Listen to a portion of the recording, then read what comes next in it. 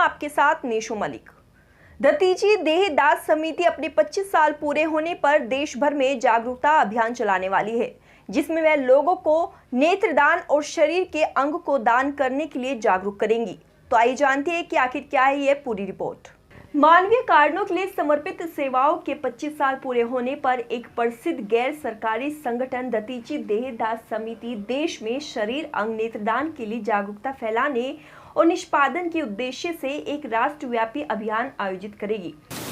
Delhi NCR में पिछले 25 वर्षों से दतीची देहदान समिति, जो कि देहदान, अंगदान और आँखों के दान के लिए जन जागरण का काम करती है, समिति को 25 वर्ष पूरे होने जा रहे हैं और इस दौरान लगभग 17,000 लोगों ने संकल्प पत्र भरा है देहदान और अंगदान का और आँखों के दान का, और लगभग 850 से ज़्यादा लोगों ने हमारे माध्यम से आँखों का दान किया है।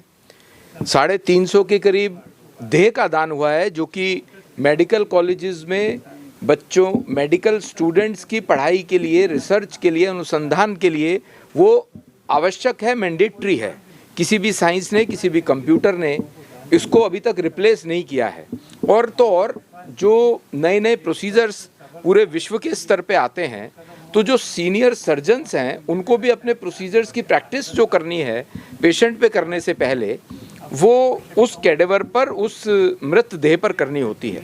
25 साल होने जा रहे हैं। हमें ऐसा लगता है कि दतीची देहदान समिति जो दिल्ली और एनसीआर में काम कर रही है, इसका व्याप्त पूरे देश भर में बढ़ाना चाहिए। लेकिन वो तभी संभव है जो देश भर की लगभग 60 के करीब संस्थाएं इस विषय पर काम करती हैं। उन सबको हमने आमंत्रित किया है।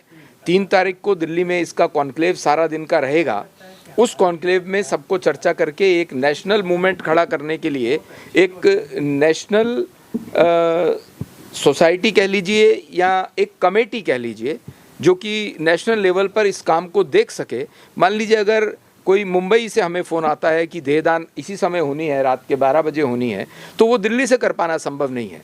तो अगर वो एक नेशनल कमेटी बनेगी तो मुंबई के व्यक्ति को भी हम फ़ोन करके कह सकते हैं कि वहाँ से फ़ोन आया है और आप ज़रा इसको एक्टिवेट कीजिए। और क्योंकि ये सिर्फ सरकारी मेडिकल कॉलेज, सरकारी आई बैंक में करते हैं, इसलिए इस काम में बहुत ध्यान रखने की बात ये रहती है, किसी तरह की कोई मेल प्रैक्टिसेस नहीं हो। बहुत बहुत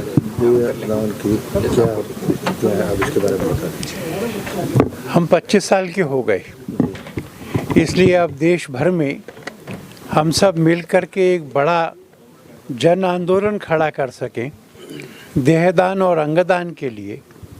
इसके लिए संभवतः पहली बार देश में एनजीओज और एसोसिएशंस, ऐसे 60 से ज़्यादा एसोसिएशंस और एनजीओज का दिल्ली में जुटान हो रहा है।